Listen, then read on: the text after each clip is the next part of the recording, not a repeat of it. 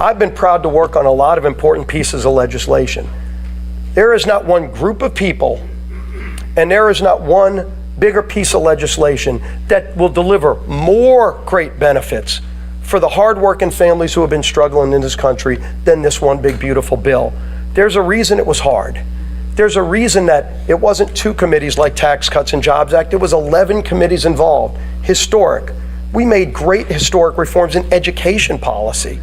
First ever repeal of a Second Amendment tax in the history of our country.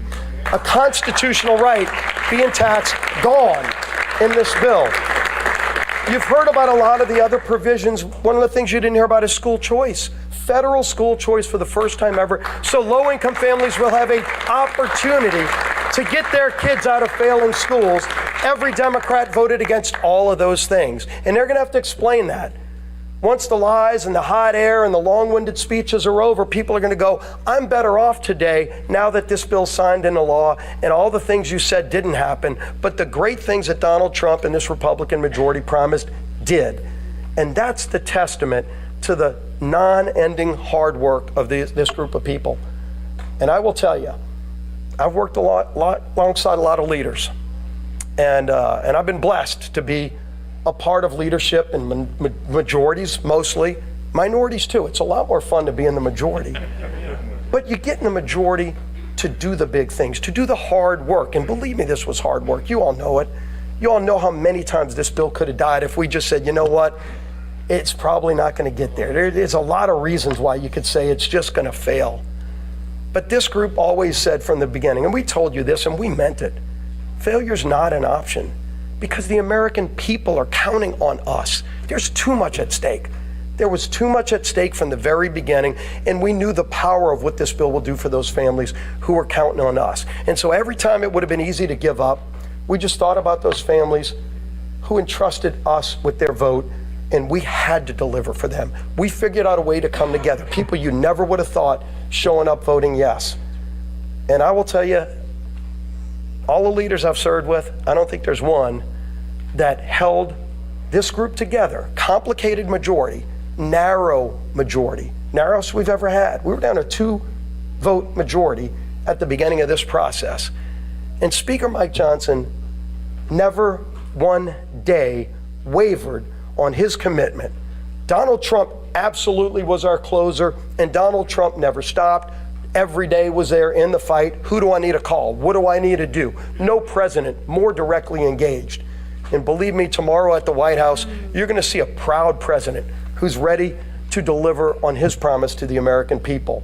But this bill wouldn't be heading over to the White House tonight without the incredible yeoman's unwavering support of Speaker of the House, my dear friend, Mike Johnson, our leader.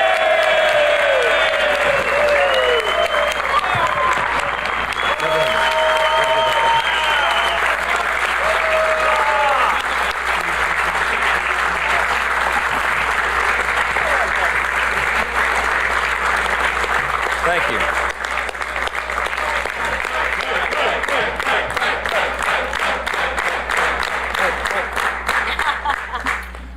This is the vote tally card. We're going to frame this one, okay? 218, 214. Listen, I'm not going to give you a long speech. A lot has been said today, and these people are exhausted. A couple of us quite literally haven't slept in 2 days, so I'm a danger to myself and others right now. I'm not going to speak off the cuff. I'll just say this. I mean, many of you have asked me this question in the hall over the last couple of days. But when it looked like that we might actually deliver this thing, particularly this morning, how did you know? I mean, what kept you going? Why did you think this was possible? You guys made an audacious plan. You brought the most comprehensive, complicated piece of legislation, probably, arguably in the top 2 or 3 in the history of the Congress, with the smallest margin in U.S. history, which we had for a big chunk of the first 100 days. And you put this audacious timeline. You said you were going to pass it out of the House by Memorial Day. I mean, some of you openly laughed at me when I said that back in early February. And then we said we would get it done by July 4th. We beat Memorial Day by 4 days, and we got this one done a day early. I just want to point out, okay?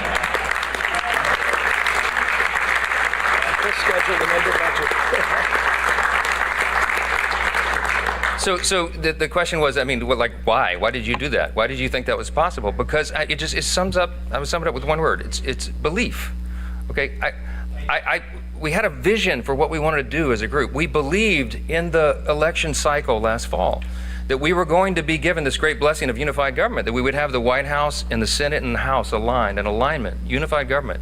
And we did not want to waste that opportunity because we understand the history that comes along with it, the opportunity that we can do for the country, and we believe that we would have that chance. And then I believe in the people that are standing here behind me. I believe in this group, every single one of them individually. Some of them are more fun to deal with than others, you know. I mean that with the greatest level of respect. I love every single one of my colleagues. You know, even the ones I got to spend the more time with, right? Because everybody's here, their motive is right, their heart is right. They're trying to do right for their constituents. They're trying to serve the greatest nation in the history of the world that we're going to celebrate tomorrow. We don't take that lightly. I know their hearts, and I know what their skill sets are, and I know what they bring to the table, and I get up every day excited because I know that each of them are going to bring that to the table, and they're going to serve their constituents. You could not have a greater group of public servants than the people standing in this room right here. They will give their all for this country, and man, that's what the framers intended when they put this thing together 249 years ago. This is what it was about. So I believed in this vision. I believed in the group. I believe in America. I believe we have the greatest nation.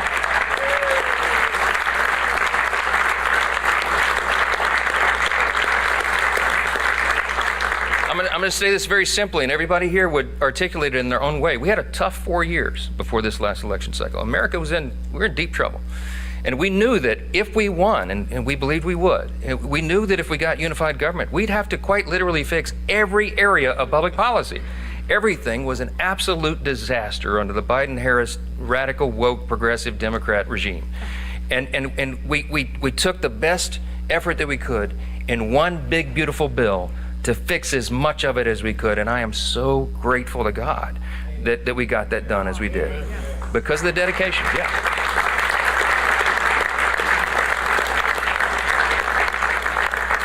Lastly, it's no secret, I do believe in God. I believe in that motto that's up that I referenced in the floor speech a little while ago. I believe that is what has made our nation the greatest in the history of the world. And some people shake their heads and they think that's old-fashioned or something. That is a fact. When the framers put this together, they stepped out in faith. They did something that no nation had ever done before. The great statesman, philosopher G.K. Chesterton of Great Britain said, America is the only nation in the world that was founded upon a creed.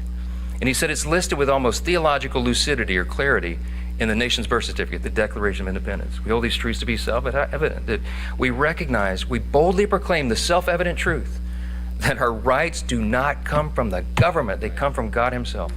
He's the one that gave us our rights. That's right.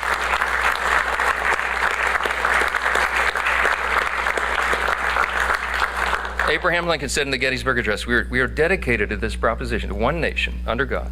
A government of the people, by the people, for the people shall not perish from the earth. This is an experiment.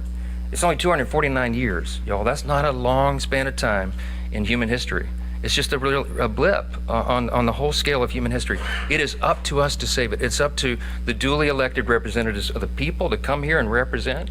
And it's up to every single one of us, of the people, by the people, for the people, all of us. So you got to be engaged, and we got to pass this along to the next generation. Reagan reminded us, freedom's not inherited in the bloodstream. It's got to be protected. It's got to be fought for. It's got to be taught to the next generation so that they will have the same liberty, opportunity, and security that we have all known and too often take it for granted. So I just want to say, we're going to get to the main event here. We're about to sign this bill and get it over to the White House, okay? Yeah.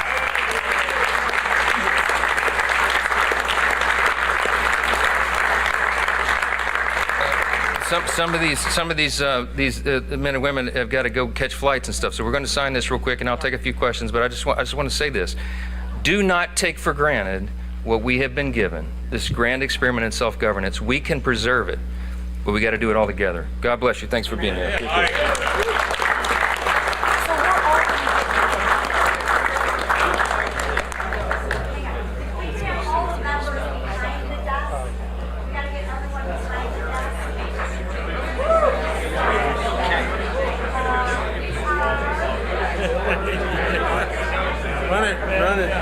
Run it. I want to be the runner. That's the coolest.